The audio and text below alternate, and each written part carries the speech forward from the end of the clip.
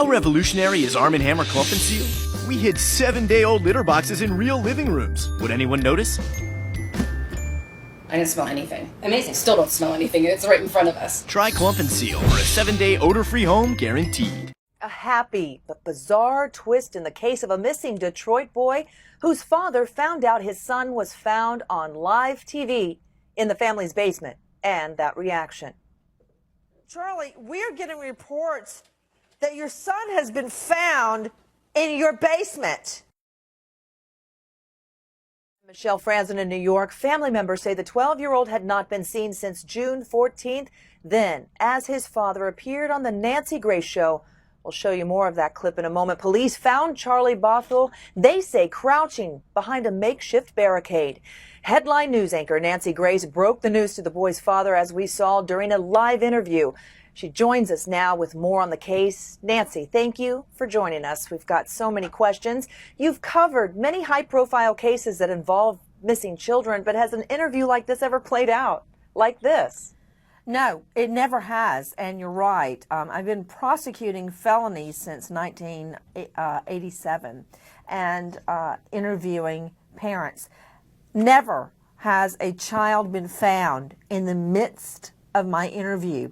And what was so interesting about this is the conditions under which the child was found. But no, the headline for me today is that the child is alive.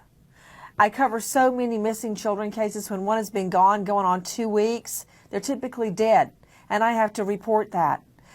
This time, the miracle is the child is alive. Now is the fact-finding process about what happened. And that is the great news, of course, as you mentioned, coming out of this. I want to get your initial reaction when this all happened on live TV. Before we ask you to weigh in, let's watch that one more time of that interview. Yeah, we are getting reports that your son has been found alive in your basement. What? Yes, that's what, if you could hand me that wire very quickly. Yeah, we're getting that right now from how could your son be alive in your basement? Oh, shit.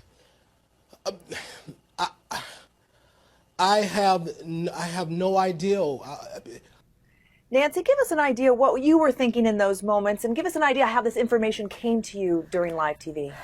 Well, we were in the midst of starting the segment, and my producer was mouthing something to me, and I was on air, and I was kind of glancing over, and I held my hand out under the camera, and he handed me a bunch of wires, and I was looking to see, and we all realized, he finally said, my producer said, we think the boy's been found alive in the basement, in the dad's basement.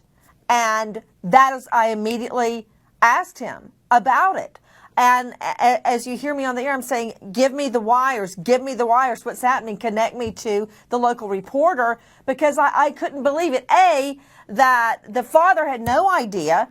So we get the information, and my producer is trying to mouth out the words to me. So I asked the father immediately, and we didn't know the full story. And I was just stunned the father didn't already know. And after the segment, we actually asked him, is it okay if we air this? You know, that you're surprised with the good news that your son is alive. And he said, absolutely. And I was just overwhelmed. I was so happy that the boy was found alive. So, and then Nancy, it set in the unusual conditions. Yeah, you've got so many questions, as do police, and the families say that the basement where 12-year-old Charlie was found missing for 2 weeks. It was also searched several times before. Let's listen to that clip. Literally, I couldn't find him. You know, if the FBI couldn't find him and the Detroit police couldn't find him, for anybody to intimate, they did finally, yeah. They've been living in my house for the last 10, 11 days. Have They've you been looked in here. your basement? We looked in my basement. I looked in my basement. They looked. They went down there with search dogs. My wife looked. A very emotional father, evidently on the defensive end now, because he's fielding many questions. What are you learning since you had him on your show?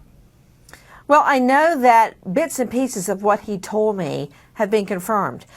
The home had been searched. The basement had been searched, not only by the local police, but by the FBI. The stepmother had searched. He had searched. They didn't find any of this. Cadaver dogs were actually brought in. The dogs, of course, didn't find anything because the boy's alive. I know that this is a set of townhouses, and they are connected by a long hall. A hall you can access through the basement. For instance, I could go in the hall and it's hooked into everybody else's basement. And I'm just wondering if that was used by the boy to go in and out. We are also learning, at first we heard that he was ravenous, he was starved, but then we hear that there was cereal and soda. Now we're hearing that there's chicken and Gatorade, and someone had actually set up a little pallet in there. So I can't get my mind around it because the situation sounds so bizarre. How could the parents not know? But when I saw the father, I saw him with my own eyes, laughing and crying at the same time, hugging reporters. He seemed genuinely happy his son was found. Now, everyone can be telling the truth, as I learned as a trial lawyer. All witnesses can be made to be telling the truth, therefore impugning perjury on no one.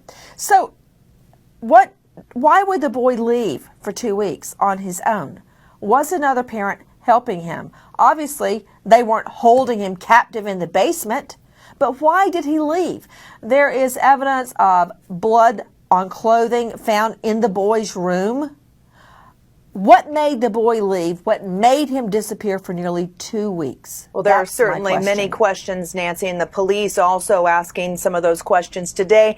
And they went back to the home yesterday with a warrant, finding the boy and that barricade. Let's listen to what they say.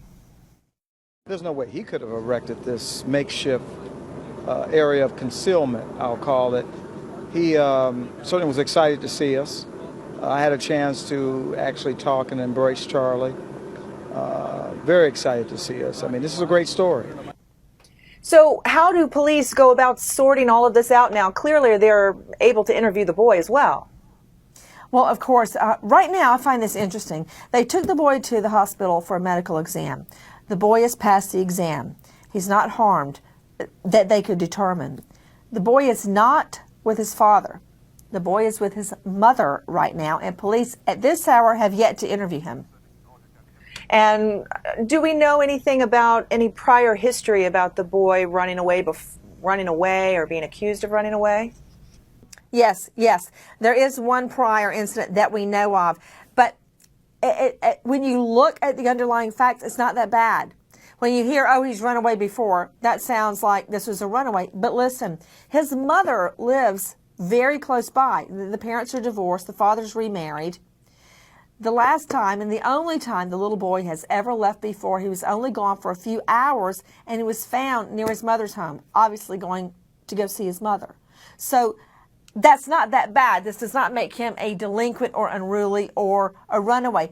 Here's some more of what we've learned. We've learned that he was told by the father. The father homeschools him.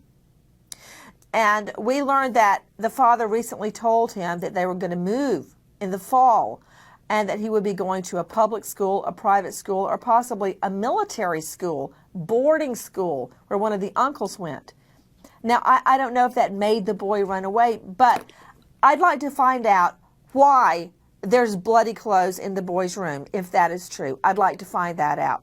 I'd like to find out where the boy was getting chicken and cereal and soda. It seems as if he was going in and out of the basement. And I agree with the police. When I hear what that barricade was made of, there was a dresser, furniture, a 55-gallon drum. I don't think that a young boy could have fabricated that. And Nancy, no doubt police and investigators will be interviewing other people who live right around in that area too. Oh yes, they plan to interview the father, and once the boy has visited with the mother, they're going to interview him. That should be happening maybe even as we speak. Headline News anchor Nancy Grace, thank you so much for joining us. Thank you. Keep up with this story in real time by downloading the ABC News app and starring this story for exclusive updates on the go. For now, I'm Michelle Franzen in New York.